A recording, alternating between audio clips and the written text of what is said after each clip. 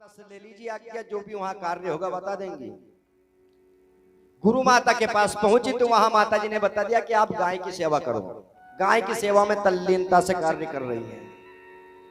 वही नारद जी संतों के चरण में पल करके धीरे धीरे बड़े हुए। एक दिन वही आश्रम में जो संतों के गृहस्थ जो संत थे, उनके जो बच्चे थे, वह साफ सफाई कर रहे थे आश्रम में।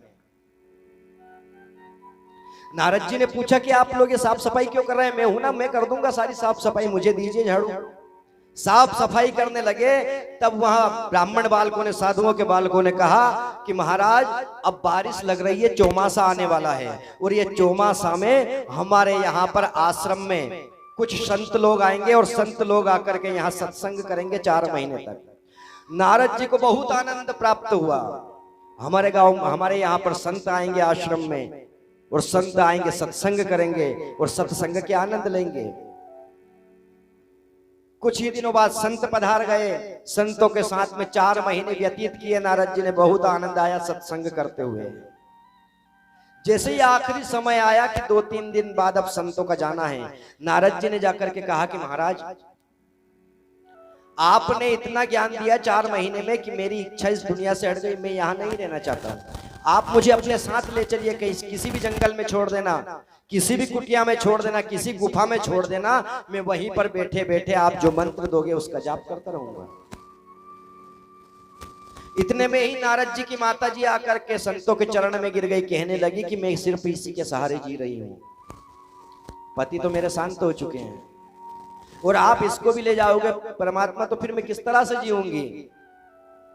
रामचरितमानस में लिखा है कि जननी जनक बंधु सुतदारा, तन धन जन सुहृद परिवारा, सबके ममता ताग बटोरी, मम पन सरना गत बरडोरी। कारण कि जननी यानी माता पिता पुत्र बंधु भ्राता परिवार, सबके सब, ये सब राम भक्ति में बाधक, ये सारे के सारे राम भक्ति में बाधक हैं। इसलिए सबके ममता ताग बटोरी, अर्थात सबके मोह माया ममता का धागा लीजिए और उस धागे को बटोर करके भगवान कह रहे हैं कि मम पन सरना गत बरडोरी, मेरे पैरों में ला करके बांध दो। और यहाँ भागवत महापुराण ये प्रमाण दे रही है कि वाकई में सत्य है कि माता पिता पुत्र पुत्री बंधु सखा पत्नी जो कोई भी, ये सारे के सारे भक्ति में बाधा हैं। क्योंकि नारद जी ने कहा महात्माओं के साथ जाने के लिए, उनकी माता ने मना कर दिया। नारद जी ने महात्माओं से कहा कि एक काम करो प्रभु, मुझे कोई मंत्र दे करके चले जाइए, इस तरह से भगवान का नाम बता दीजिए कि जिसका मैं जाप करता रहूं। महात्माओं ने कहा नारद जी से, ओम नमो भगवते तुभ्यं वासुदेवाय धीमहि प्रद्युम्नाय अनिरुद्धाय नमः शंकर्षणाय च। महात्माओं ने कहा कि ये 32 अक्षर का वासुदेव गायत्री मंत्र है। नमो भगवते तुभ्यं वासुदेवाय धीमहि प्रद्युम्नाय अनिरुद्धाय नमः शंकर्षणाय च। नारद जी ने कहा कि भगवान, मैं अनपढ़ व्यक्ति, मैं आज तक अनाराम पढ़ा नहीं, स्कूल में भरने गया नहीं, कहीं से कहीं तक मुझे मात्रा की जानकारी नहीं, अक्षरों का ज्ञान नहीं, शब्दों का ज्ञान नहीं, और आपने इतना बड़ा भारा मेरे सर पे रख दिया। ये 32 अक्षर का मंत्र मुझे याद नहीं होगा, कोई छोटा मंत्र बताइए। तभी महात्माओं ने उसी 32 अक्षर के मंत्र से निकाला 12 अक्षर का मंत्र। पहले कहा था कि ओम नमो भगवते तुभ्यं वासुदेवाय धीमहि प्रद्युम्नाय अनिरुद्धाय नमः शंकर्षणाय च। आप इसका जाप करो। नारद जी ने कहा यह मंत्र मेरे बस में नहीं है, मैं नहीं कर पाऊंगा। तभी महात्माओं ने नारद जी को पुनः वही भागवत का मूल मंत्र 12 अक्षर में वही वासुदेव मंत्र दिया और कहा कि इसका हमेशा जाप करना। आप और हम लोग भी 2 मिनट संकीर्तन के माध्यम से उस मंत्र का जाप करेंगे। ओम नमो भगवते वासुदेवाय, ओम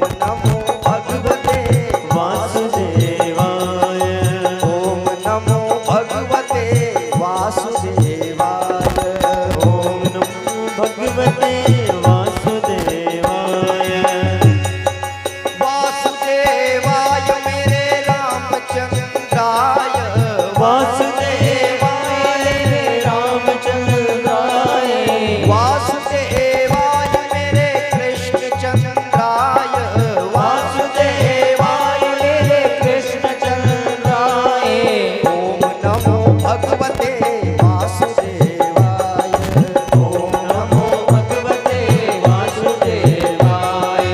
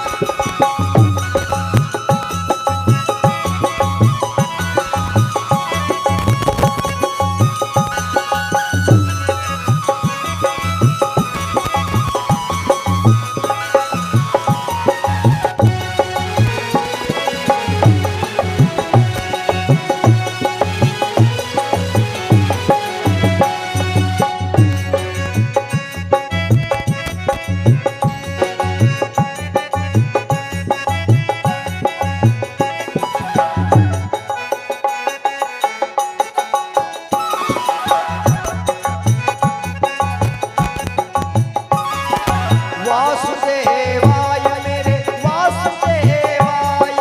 वासुदेवाय वासुदेवाय। वासुदेवाय मेरे वासुदेवाय। वासुदेवाय मेरे वासुदेवाय। ओम नमो भगवते वासुदेवाय। ओम नमो भगवते वासुदेवाय। ओम नमो भगवते वासुदेवाय। ओम नमो भगवते वासुदेवाय। वासुदेवाय मेरे रामचंद्राय। वासुदेवाय मेरे रामचंद्राय। वासुदेवाय मेरे रामचंद्राय। वासुदेवाय मेरे रामचंद्राय। ओम नमो भगवते वासुदेवाय। ओम नमो भगवते वासुदेवाय। ओम नमो भगवते वासुदेवाय। ओम नमो भगवते वासुदेवाय। आप लोग तालियां बजाइए। ऐसा नहीं हो कि 3 दिन बाद कहना पड़े। कारण कि लोग कहते हैं कि जिस ब्याह का गणेश बिगड़ जाए तो पूरा ब्याह खत्म। इसलिए अपने को श्री गणेश तरीके से मनाना। दोनों हाथ ऊपर कीजिए।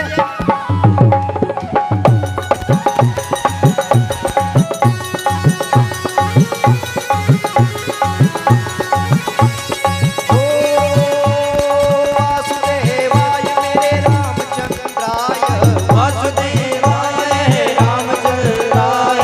वासुदेवाय मेरे रामचंद्राय। वासुदेवाय रामचंद्राय। ओम नमो भगवते वासुदेवाय।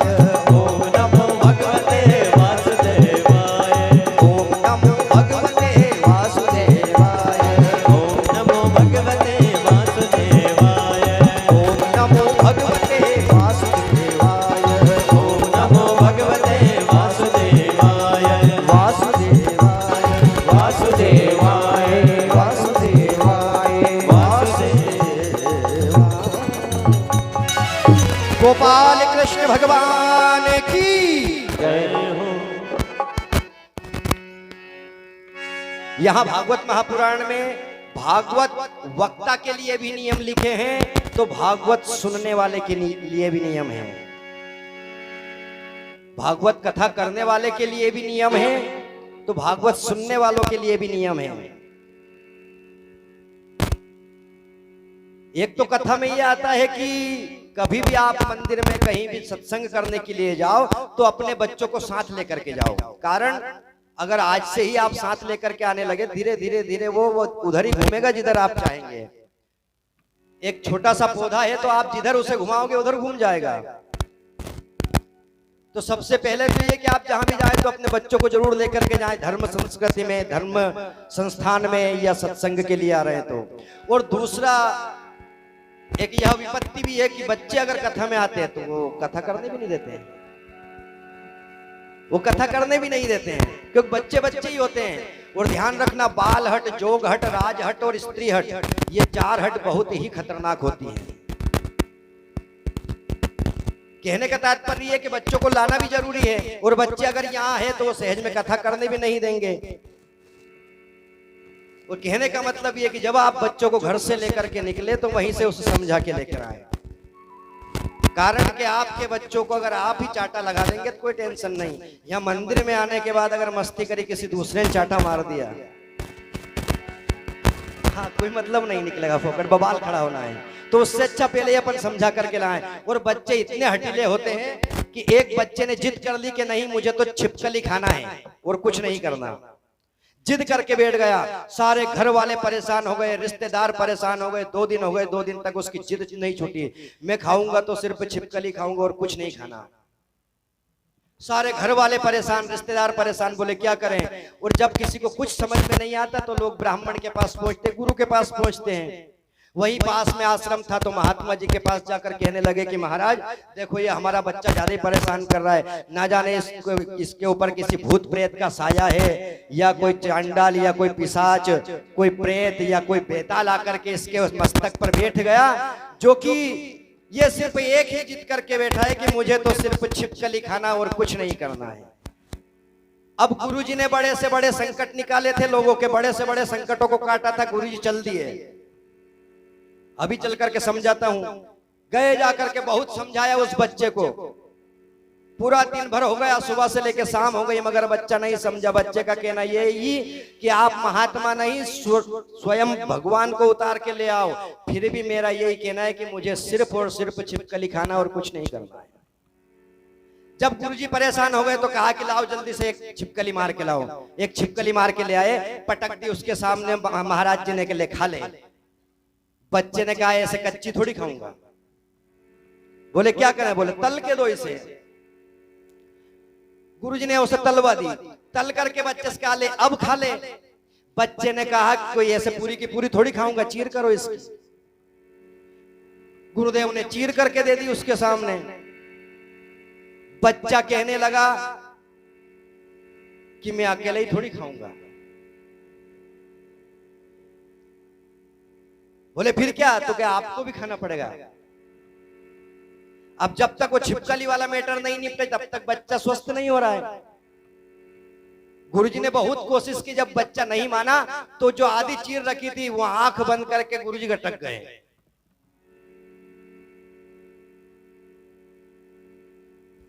जैसे ही गुरुजी ने कहा कि अब तो शांति हुई तुझे, अब चल खा ले, बोले नहीं गुरुजी जो चीर मुझे खानी थी वो आप खा गया।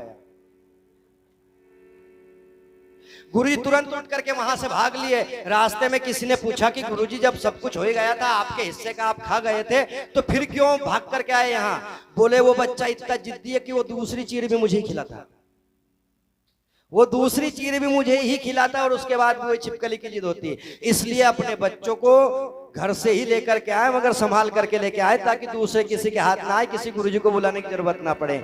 आप खुद संभाल करके लाएं, क्योंकि बच्चे बच्चे ही होते हैं और उनको लाना भी जरूरी है। क्योंकि आज से अगर नहीं सिखाओगे तो नई पीढ़ी गर्दिश में जाएगी।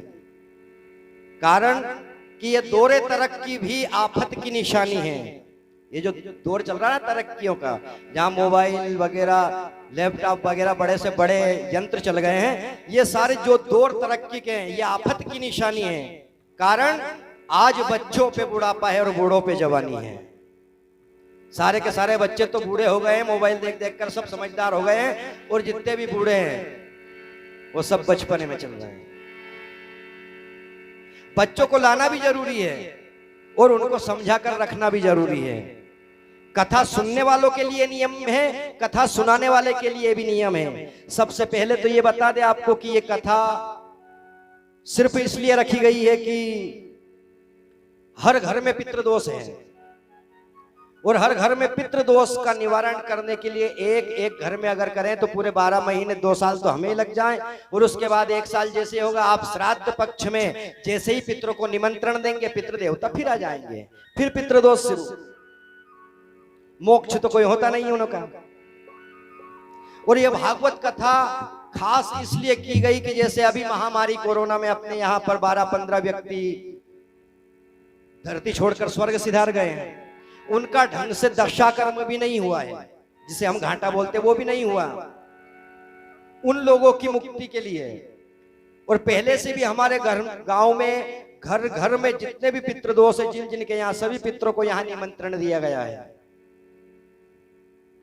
अलग अलग एक एक घर में जाकर के करते हैं तो समय भी बहुत लगता है और पैसे भी बहुत लगते हैं। यहाँ सबका कार्य एकत्रित हो जाए। फिर जब सोचा कि अगर एक एक घर से एक एक जजमान को लिया जाए तो भी भीड़ ज्यादा बढ़ जाएगी, तब फिर मन में विचार आया कि राजा शिवी, जिन्होंने परस्वार्थ के कारण, परहित के कारण अपना एक एक अंग काट करके और तराजू में चढ़ा दिया था। कारण कि एक बार एक कबूतर को मारते हुए, उसका पीछा करते हुए इंद्रदेव आए और उस कबूतर ने महाराज शिवी की शरण ली। और शिवी की शरण में जाने के बाद कबूतर कहने लगा कि वह राजा मुझे नहीं छोड़ेगा। महाराज शिवी ने पूछा कि इस कबूतर के पीछे क्यों पड़े हो? बोले मुझे तो मांस चाहिए खाने के लिए। महाराज शिवी ने कहा कि एक काम करो, तराजू लेकर के आओ, इस कबूतर में जितना वजन है उतना मांस मेरा निकाल लो और चले जाओ, इस कबूतर को छोड़ दो।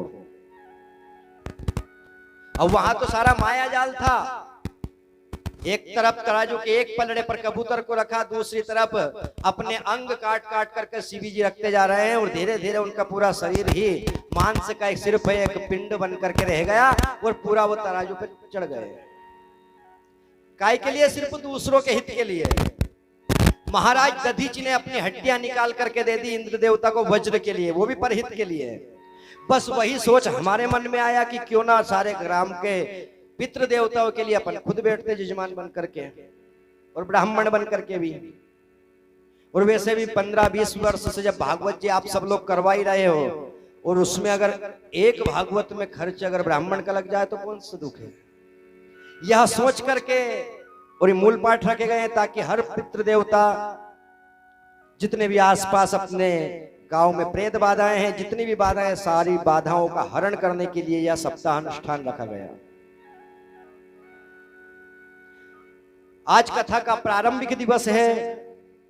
आत्मदेव ब्राह्मण की कथा का प्रसंग चल रहा है कि सबसे पहले आत्मदेव ब्राह्मण का ही प्रसंग क्यों लिया गया, क्योंकि भागवत महापुराण आत्मा से परमात्मा का सीधा संबंध कराने वाला एक सूत्र है।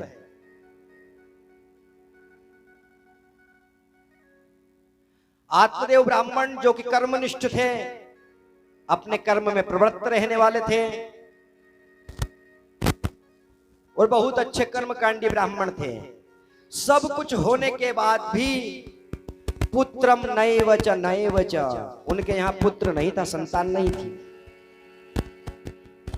और जिनके यहाँ संतान नहीं होती उन्हें बांझ कहते हैं। बांझ कह करके लोग चिढ़ाते हैं, उनका मुंह देखना नहीं चाहते हैं, जगह जगह पर तिरस्कृत होना पड़ता है।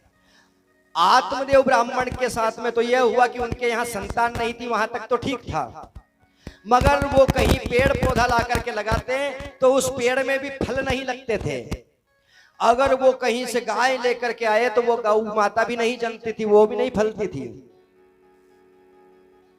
जब आत्मदेव ब्राह्मण ने देखा कि अपने द्वारा लगाया हुआ वृक्ष फल नहीं देता, अपने घर में पाली हुई गाय फलित नहीं होती है और मेरे यहाँ संतान भी नहीं है, तब उन्होंने मन में सोचा कि इससे तो अच्छा मर जाना है। ये सोच करके एकदा साद्विजो दुःखात् गृहं त्यक्त्वा वनं गता मध्याह्ने त्रशितो जात तडागम समुपेयिवान।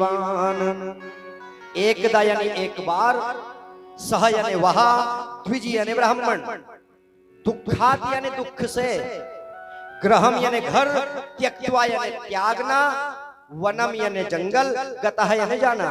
एक बार वह ब्राह्मण, एकदा ब्राह्मणो दुखा ग्रहम त्यक्त्वा वनम गता, घर को त्याग करके वन की ओर गए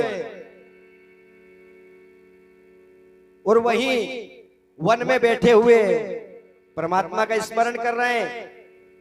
अपने विषय में सोच रहे कि ना जाने कौन से ऐसे कर्म किए हैं जिसके कारण ये फल मिल रहा है। उसी समय वहां एक सन्यासी जी आए, आकर के पूछने लगे ब्राह्मण देवता से कि आप किस चिंता में हो? कथम चिंता तुरो भवान, आपको क्या चिंता है? ब्राह्मण देवता ने कहा कि चिंता क्या, सबसे बड़ी चिंता है कि मेरे यहाँ पुत्र नहीं है। मैं कहीं गाय को लेकर के आता हूं तो फलित नहीं होती है। मैं अगर कोई पेड़ पौधा लगाता हूं तो ना तो उसमें फूल आते ना ही फल आते हैं।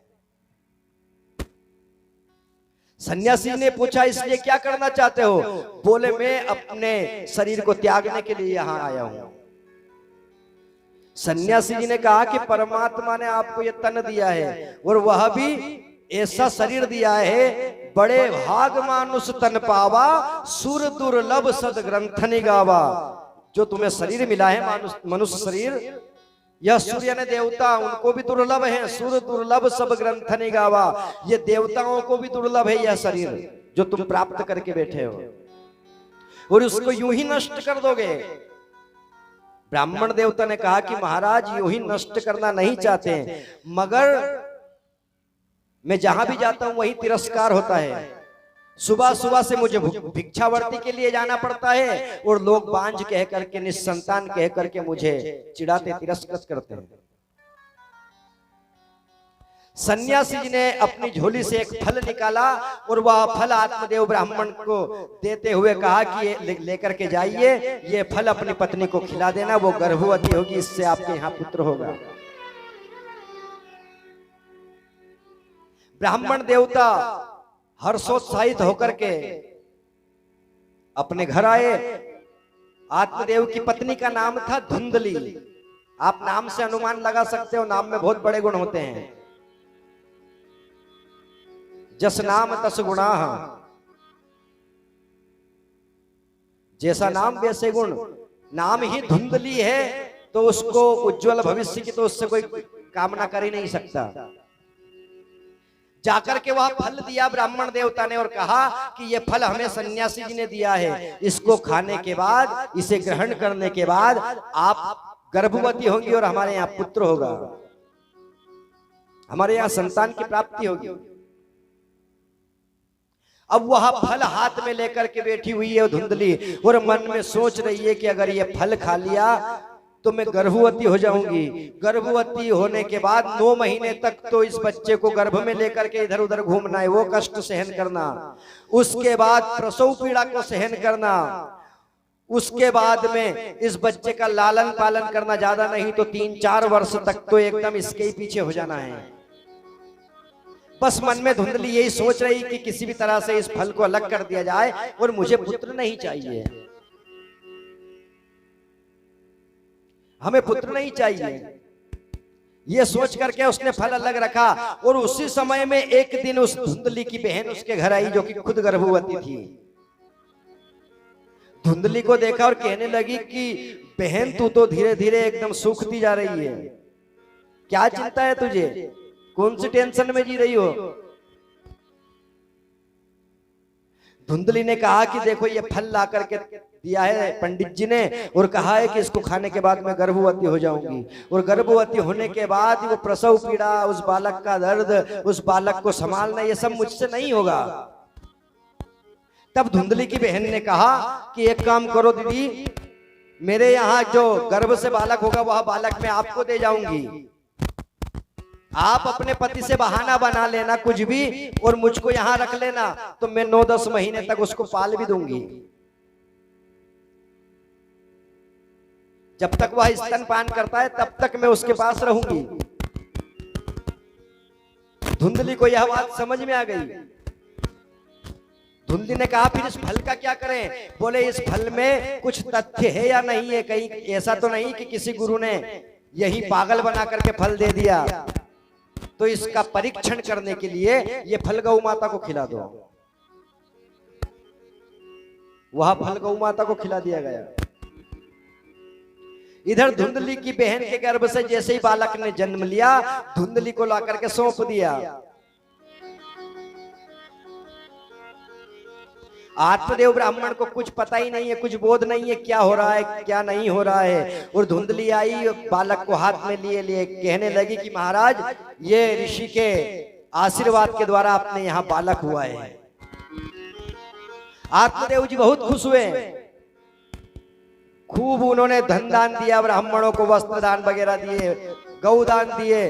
तत्पश्चात कहा कि अब इसका नामकरण संस्कार कर लेते हैं। धुंधली ने कहा कि नहीं, कोई हस्तक्षेप नहीं,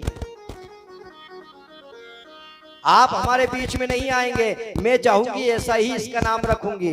कोई आपने इसको 9 महीने गर्भ में नहीं रखा है और ना ही आप इसका लालन पालन करेंगे।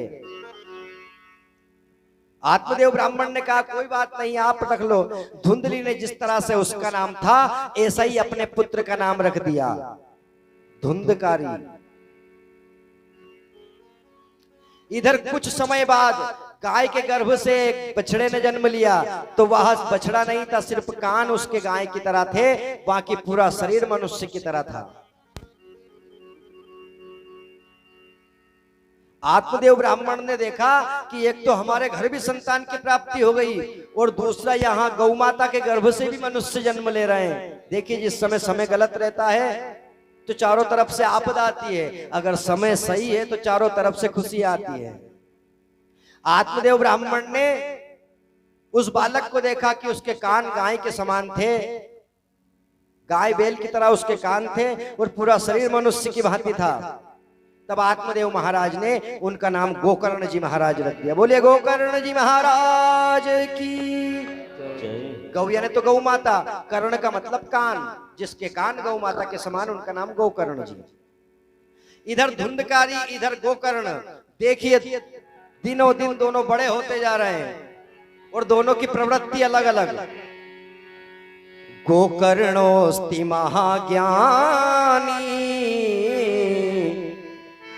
धुंधकारी महाखला। क्या करे? गोकर्णोस्ति महाज्ञानी। देखते ही देखते गोकर्ण जी महान तो महान ज्ञानी हो गए, महान से महान ज्ञानी हो गए। और वही धुंधकारी थी महाखला। जो धुंधकारी थी, खल का मतलब मूर्ख, धीरे धीरे धीरे वह भ्रष्ट होता गया।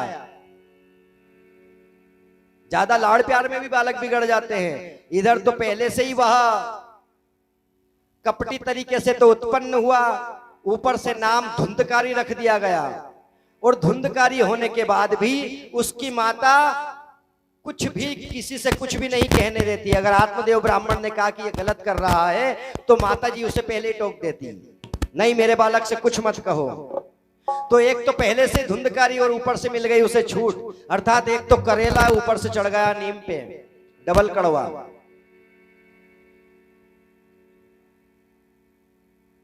इधर गोकर्ण जी महाराज तो तीर्थाटन करने लगे। कई बार धुंधकारी को समझाया कि इस तरह से कोई से भी कार्य मत करो जिसमें हमारी इज्जत पे कोई दाग आए, मगर धुंधकारी किसी की मानने वाला नहीं था। रामचरितमानस में स्पष्ट लिखा हुआ है, मूर्ख हृदय न चेत, गुरु मिले बिरंच सम। चाहे ब्रह्मा जी आकर के समझाएं तो भी मूर्ख के हृदय में चेतना नहीं हो सकती। बोले किस तरह? तो कहने लगे, फूले फले न भेद, यद्यपि सुधा बरसे अमृत। जो भेद का डंडा तोड़ करके लेके आ गए, उसमें अगर पानी की जगह अमृत की वर्षा करोगे तो भी उसमें पत्ते नहीं आने हैं। ठीक उसी तरह मूर्ख हृदय न चेत, उसी तरह मूर्खों के हृदय में चेतना नहीं आ सकती,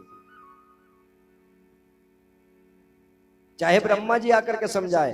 धुंधकारी किसी से समझने वाला नहीं था। आत्मदेव ब्राह्मण ने बहुत समझाया मगर नहीं समझा। अब देखिए, अगर एक बार बालक का जन्म ही नहीं हुआ, अगर निस्संतान ही है, तो वो एक ही बार का दुख है कि अपने यहाँ पुत्र है ही नहीं। अगर बालक पैदा होता है और पैदा होने के बाद तुरंत मर जाता है तो भी उसी क्षण का दुख है कि पैदा हुआ था और मर गया। मगर बालक पैदा भी हो जाए और पैदा होने के बाद अगर वह मूर्ख निकल जाए तो वो पग पग पर तुम्हें दुख देने वाला है। चाणक्य नीति में लिखा हुआ है, आजात मृत मूर्खाणाम वर्माद्यो न चांति महा, सकृत दुख करावाद्या वंतिमस्तु पदे पदे। अगर आपके यहाँ संतान का जन्म हुआ और वह संतान मूर्ख निकल गई तो समझो कि वंति मस्तु पदे पदे आपको पग पग पर दुख देने वाले होंगे। अब आत्मदेव ब्राह्मण सोचने लगे कि इससे तो अच्छा मैं निसंतान था, अगर मेरे यहाँ कोई पुत्र नहीं था तो बढ़िया था। आज ये पुत्र होने के बाद जगह जगह सुनना पड़ रहा है, क्योंकि वह धुंधकारी बाहर जाता गांव में कहीं भी उल्टा कार्य करके आता और लोग आकर के आत्मदेव ब्राह्मण से कहते हैं। जब ब्राह्मण देवता परेशान हो गए तब गोकर्ण जी से आकर के कहा कि पुत्र देखो ये कितना भ्रष्ट होता जा रहा है, समझ नहीं रहा है। गोकर्ण जी महाराज ने कहा कि पिताजी उससे कुछ मत कहो, अगर आपसे नहीं देखा जाता तो आप ये घर छोड़ करके वन को चले जाइए। आत्मदेव ब्राह्मण तीर्थाटन के लिए चले गए, वहीं गोकर्ण जी महाराज भी तीर्थ यात्रा पर निकल गए। अब धुंधकारी और उसकी माता दोनों ही घर पर रहे। कुछ ही दिनों में धुंधकारी इतना ज्यादा भ्रष्ट हो गया, वेश्यावृत्ति करने लगा, चोरी कपट लूट करने लगा।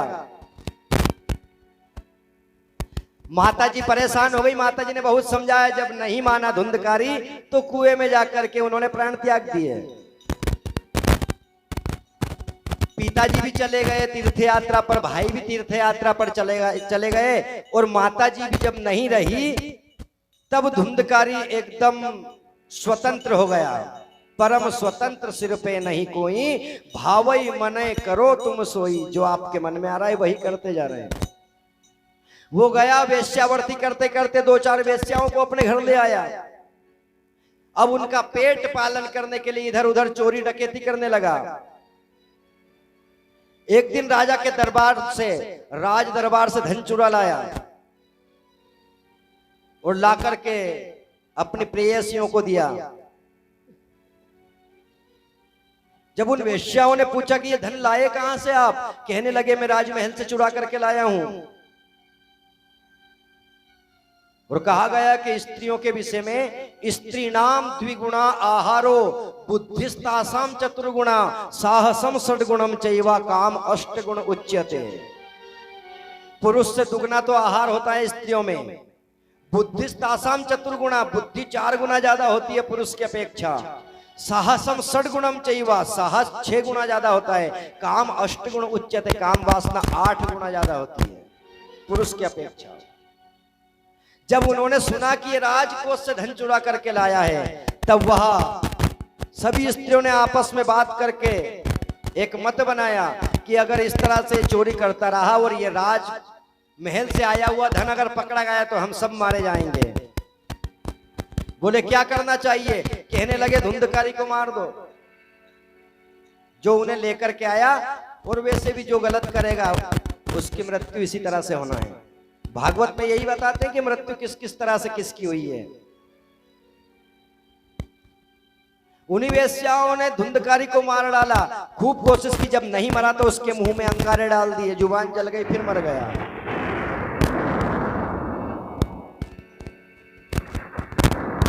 इधर धुंधकारी का मरना हुआ, वेश्याएं अपने अपने जगह पर प्रस्थान कर गई। एक दिन गोकर्ण जी महाराज तीर्थ यात्रा करने के बाद, तीर्थाटन करने के बाद उसी गांव से निकले। जब गांव पे आकर के देखा तो जिस जगह उनका घर था वहां पर खंडहर, वही खंडहर में एक आसन लगा करके वही रात्रि में विश्राम किया। जब विश्राम किया तो रात्रि में यही धुंधकारी जो कि प्रेत बन चुका था, जो गलत कर्म करेगा उसे किसी न किसी रूप में प्रेत, भूत, पिशाच, बेताल, कुछ न कुछ तो बनना ही है। ब्राह्मण यदि सब मंत्र जानते हुए अगर कोई गलत कर्म करते हुए मृत्यु को प्राप्त होता तो ब्रह्म चांडाल बनता है, उसकी मुक्ति सहज नहीं होती। अब यह धुंधकारी ब्राह्मण था, ब्राह्मण होने के बाद चांडाल कर्म करते हुए मृत्यु को प्राप्त हुआ, ब्रह्म चांडाल हो गया। अर्थात इस तरह का भूत प्रेत हुआ कि जो छोटे मोटे ब्राह्मणों से संभलना ही नहीं था।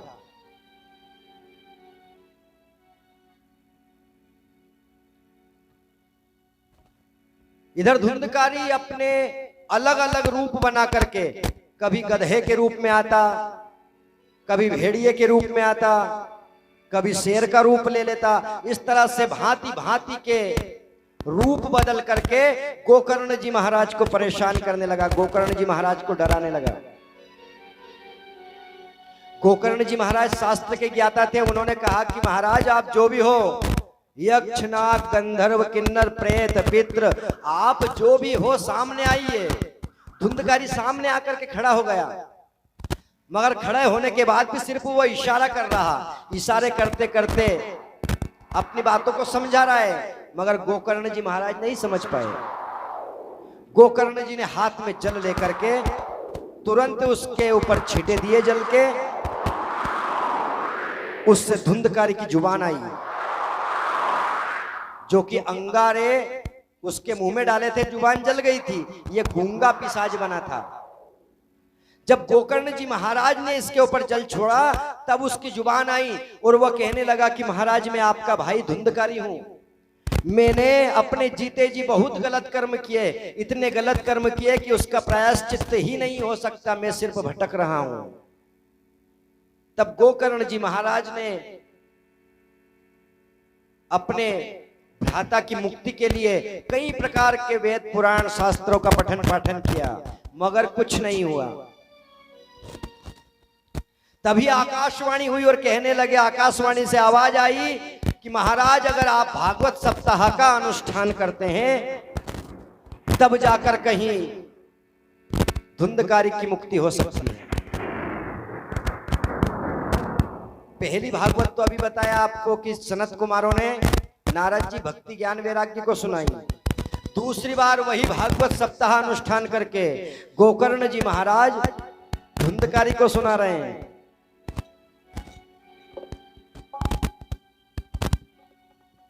जब वहां देखा गोकर्ण जी महाराज ने कि कथा सुनने के लिए यह प्रेत अर्थात धुंधकारी गोकर्ण जी का भ्राता एक जगह टिक नहीं पा रहा था, इधर उधर भटकने में रहता था।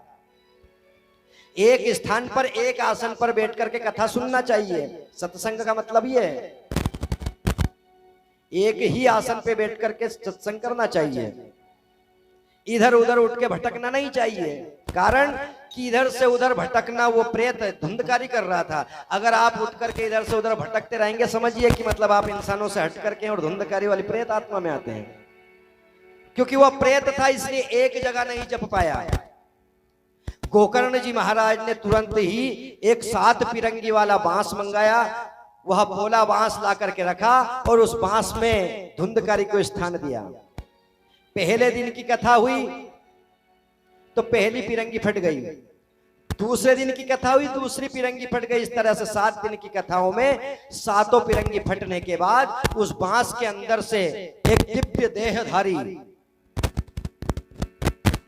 कंधे पे पीतांबर जनेऊ, सर पे मुकुट और एक धोती लगाए हुए एक अद्वैत पुरुष, अद्वितीय पुरुष देख करके गोकर्ण जी महाराज कहने लगे, आप कौन हो, किस उद्देश्य से यहाँ आए हो।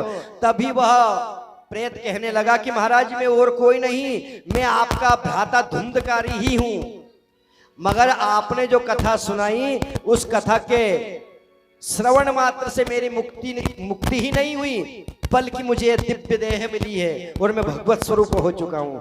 इस तरह से गोकर्ण जी महाराज का अभिवादन करते हुए, प्रार्थना करते हुए धुंधकारी स्वर्ग लोग, गांव वाले लोगों ने, क्योंकि कई लोग आ भी जाते फिर कथा चलती है, तो धुंधकारी के साथ वहां कई लोग कथा सुन रहे थे। गोकर्ण जी महाराज से कहा कि महाराज कथा तो हमने भी सुनी, कोई अकेले इस प्रेत ने थोड़ी सुनी कि जो इसकी ही मुक्ति हो, हम लोगों की मुक्ति क्यों नहीं हुई, हमारे लिए विमान क्यों नहीं आए। गोकर्ण जी महाराज ने कहा कि इस प्रेत को जहां स्थान दिया गया था, ये एक स्थान से एक तो अपनी जगह छोड़ के दूसरी जगह गया नहीं, और एकदम चित्त इनका सिर्फ यही था, इसका चित्त यही कथा में ही था, इसके सिवा इसका अन्यत्र ध्यान कहीं भी नहीं गया। और अब अगर हम मन एकाग्रता से यह कार्य करते तो आपके लिए विमान आता। इस तरह से गोकर्ण जी महाराज ने उन्हें समझाया, पुनः भागवत कथा का प्रारंभिकरण किया।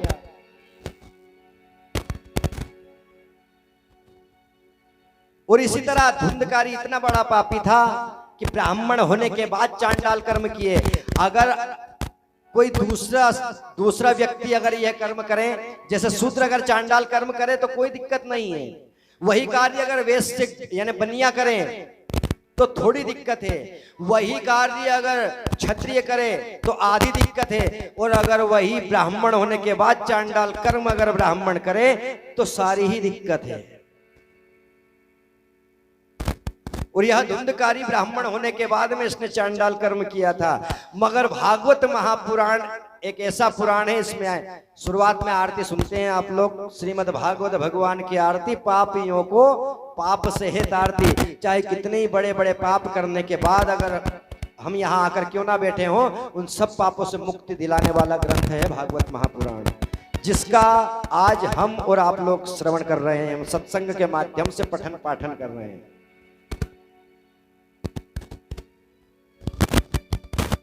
दो बार भागवत अभी आपने सुना है कि एक बार तो सुनाई नारद जी महाराज भक्ति ज्ञान वैराग्य को सनत कुमारों ने, दूसरी बार की भागवत धुंधकारी को सुनाई गोकर्ण जी महाराज ने। अब आगे भागवत जी सुना रहे परीक्षित जी को सुखदेव जी महाराज। और सुखदेव जी महाराज को भागवत कैसे प्राप्त हुई? यही नारद जी ने एक दिन देखा कि व्यास जी महाराज जिन्होंने भागवत की रचना की है, भागवत को लिखने वाले महान महापुरुष का नाम है व्यास जी महाराज। व्यास जी महाराज ने भागवत को लिखा है। भागवत को लिख तो लिया, पहले तो 18 पुराण 17 पुराण लिख दिए, 6 शास्त्र लिख दिए, 4 वेद लिख दिए, मगर मन में शांति नहीं हुई। तब नारद जी ने आकर के उन्हें समझाया कि आप भागवत महापुराण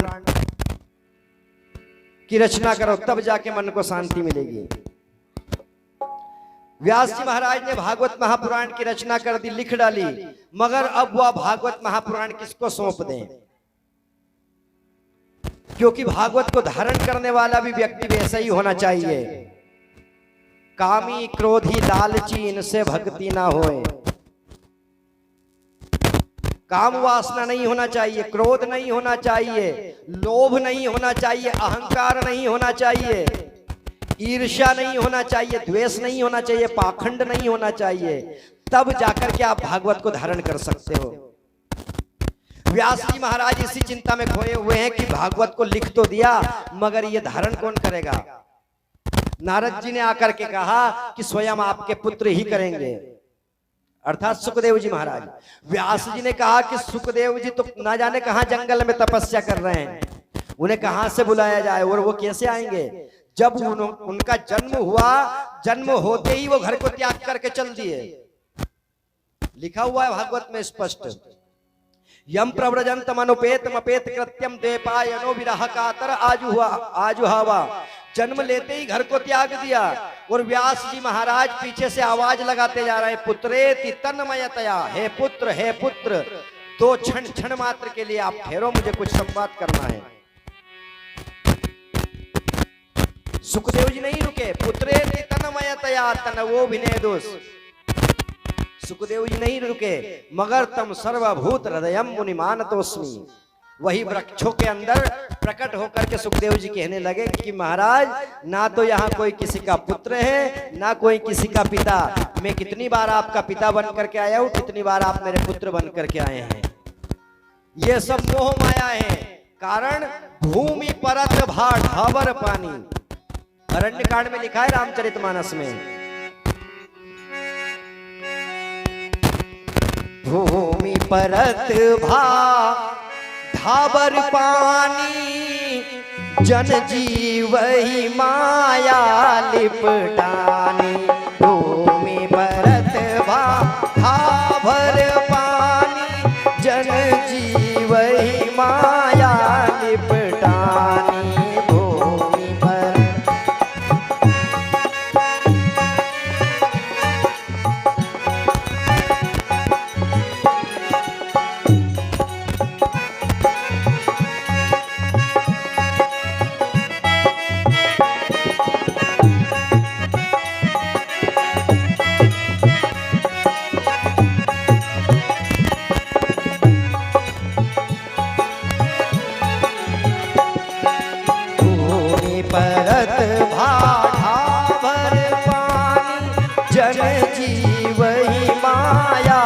लिपटानी।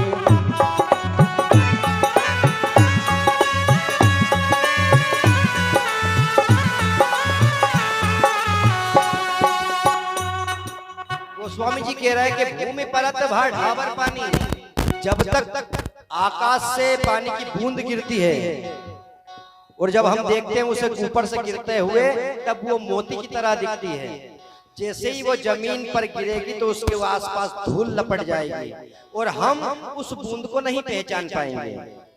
और गोस्वामी जी कह रहे हैं ठीक उसी तरह जन जी वही माया लिपटानी, उस पानी की बूंद के आसपास जिस तरह से धूल लपट जाती है, इसी तरह से जन्म लेने के बाद जीव के आसपास माया लिपट जाती है। और माया वही जननी जनक बंधु सुतदारा, ये माया लिपट जाती है।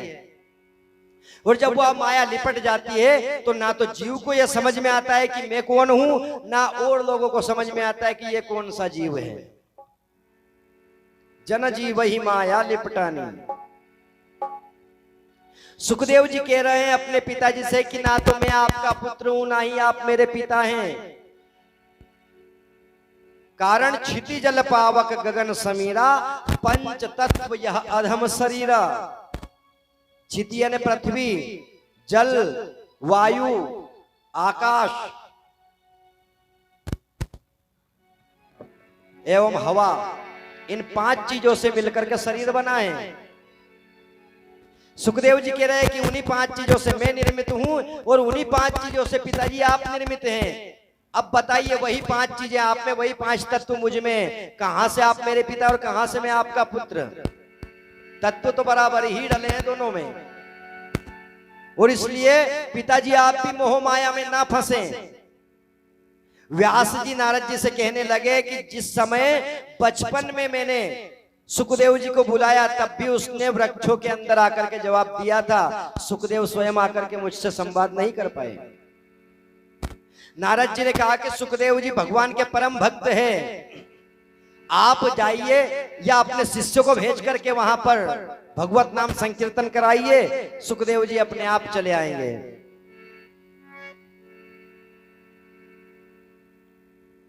जैसे ही वहां व्यास जी के शिष्य लोग गए, भगवत नाम संकीर्तन करने लगे और बरहा पीड़म नटवर वपु कर्ण योह कर्णिकारम। जैसे ही सुखदेव जी महाराज के कान तक वो भगवत नाम संकीर्तन पहुंचा और सुखदेव जी आंखें खोल करके उन बालकों से पूछने लगे कि ये सब स्तुति कहां से सीख करके आए हो? ये आपके मंत्र बहुत अच्छे लग रहे हैं मुझे, मैं इन मंत्रों से मंत्र मुक्त हुआ जा रहा हूं, आपने कहां से सिखाए? उन बालकों ने कहा कि हमारे गुरु जी से सिखाए। सुखदेव जी कहने लगे मुझे भी सीखना चलो। व्यास जी महाराज तो पहले ही भागवत महापुराण लेकर के बैठे थे सुखदेव जी को सिखाने के लिए। सुखदेव जी जैसे ही वहां पहुंचे तो व्यास जी ने कहा कि आप इस महापुराण को धारण करने के लिए पात्रता आप में है या नहीं है, इसका परीक्षण करना पड़ेगा। पहले आपको दीक्षा लेनी पड़ेगी। सुखदेव जी ने कहा कहां जाए दीक्षा लेने, आप ही तो हो गुरु हो, आप ही सिखाएंगे, आप ही दीक्षा दो। बोले नहीं, आप मेरे पुत्र हो, मैं खुद अगर कह दूंगा कि मेरा पुत्र भागवत महापुराण को धारण करने में समर्थ है, वहां तक ठीक है, मगर लोग ये कहेंगे खुद का पुत्र खुद बड़ाई कर सकता है। अगर वहीं कोई प्रतिष्ठित व्यक्ति दूसरा कोई कह दे कि नहीं इसमें योग्यता है, तो कुछ बात बने। व्यास जी महाराज ने कहा सुखदेव जी से कि तुम जाओ और राजा जनक के पास, जनक जी के पास सुखदेव जी को भेजा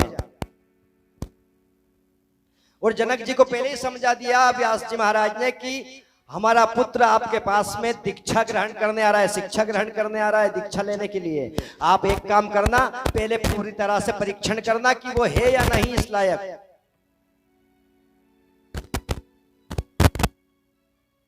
सुखदेव जी महाराज जनक जी के दरवाजे पर जाकर के खड़े हुए, वही बालू रेत में भयंकर तरीके से सूर्य तप रहा है।